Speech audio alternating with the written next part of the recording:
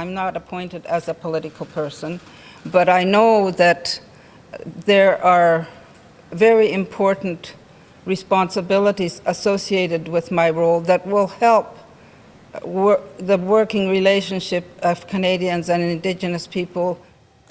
Inuk leader Mary Simon making history this week. She's set to become the country's first Indigenous Governor-General. The announcement comes at a time of reckoning in Canada over our colonial past and the many wrongs committed against Indigenous people.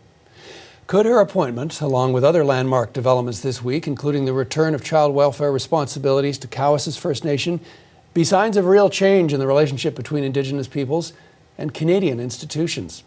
Our Sunday Conversation panel is diving into that and a lot more. Joining me from St. John's, writer and Indigenous rights advocate Riley Yesno. From Winnipeg, author David Robertson. And in Montreal, Courtney Skye, a research fellow with the Yellowhead Institute. Thanks for joining us once again on this. Let's start with Mary Simon's appointment. Is this a substantive step towards reconciliation, or is this potentially a federal government looking towards an election? Riley, do you want to start us off? Sure. I'll first say that I was quite excited when I saw that Mary Simon was appointed. She is an outstanding choice for probably just about any position that you could put her in. And the thing that I rolled my eyes at a little bit was that I immediately that Justin Trudeau especially was going to tout this as like one of the examples of him doing substantive work towards reconciliation, which is, considering the role and the historic role of the Governor General, something that I question because, it's not supposed to be a position that has too much material impact on the day-to-day of Canada and certainly not on the lives of First Nations and the betterment of First Nations and all Indigenous people, which is what reconciliation to me is very much rooted in. I think I would like to see if Mary Simon could make this more than just a symbolic role and take on a little bit of those more political aspects of it, in which case, though, it becomes, a political position, and it's a very hard position to be in, to honor both your people and Canada. And so I'm curious to see how that plays out. Yeah, David, your reaction when you heard that she had been given the nod to have this post? Yeah, I echo a lot of that. I think she's an excellent choice, but I think that the timing of it is pretty obvious, and so I think that on Trudeau's part and the government's part, it is an appointment that is looking towards a fall election, but that doesn't change the fact that it happened. So the fact that she is now in that position, I think, is a very exciting thing.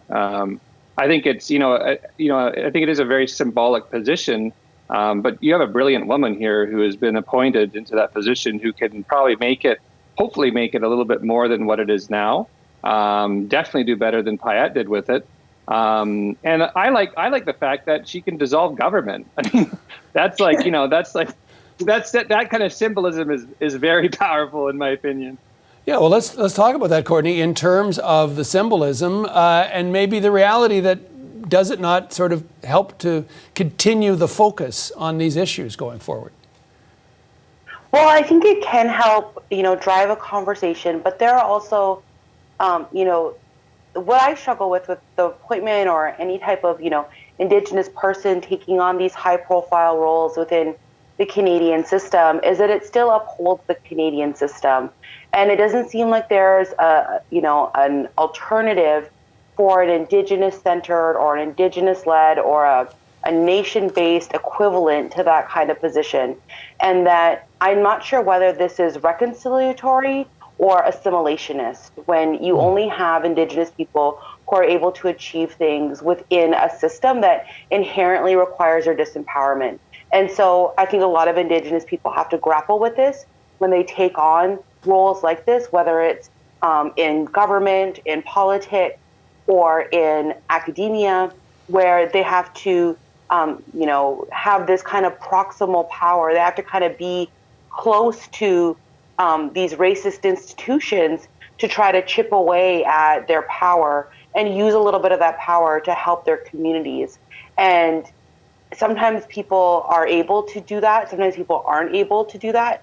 And so I'm if Mary Simon's able to keep this, focus or or reframe the role a bit, that would be pushing this conversation forward.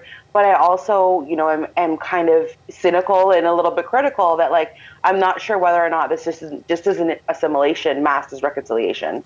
I'm seeing in the monitor here some knowing nods, both from Riley and David, in terms of the idea around substantive change. Riley, do you want to react a bit to what Courtney's been saying? Yeah, I mean, I really love that critique, and I think there's so much truth there, right? Like, I'm thinking, also in the big news of Indigenous politics this week, Jody Wilson-Raybould, and her quote in her resignation letter that said, change cannot happen from a system that needs to change itself, which is also really reminiscent to me of a very powerful quote by Audre Lorde, which is, "You'll never dismantle the master's house by using the master's tools."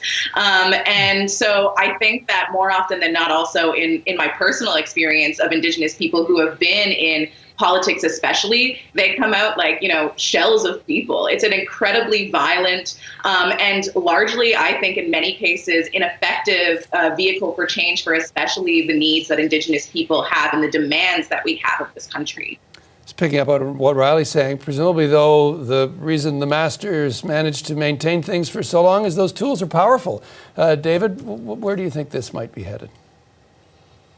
No, I absolutely agree. It's a very delicate line that she has to walk. And it's also a very precarious and difficult position that she's been put in. And there's definitely a question of whether she can even institute any change that she may want to make in the position because of the system that she is working within. So I think it's a very good point that the system itself is broken.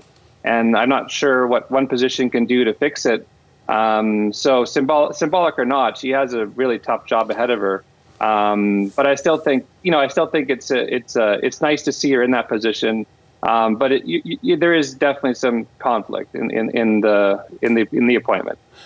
I'm hoping you guys can help us understand some of the nuance in all of this, because the role of Gigi, Simon could be, is intended to be a symbol of the crown. By extension, a symbol of colonialism.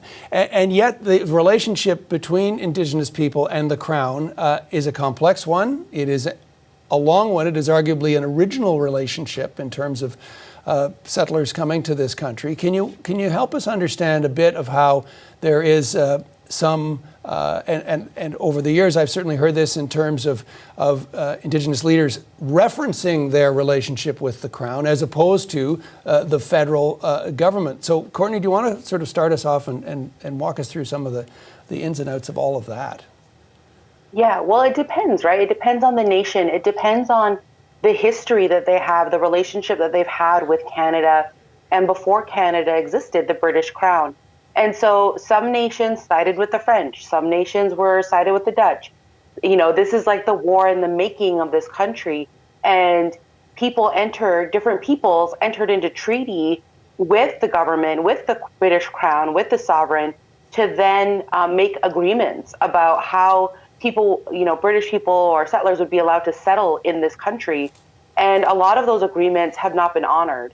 And there's a tenet in Canadian law that says, that the honor of the crown, the duty of the crown, is that the crown never lies.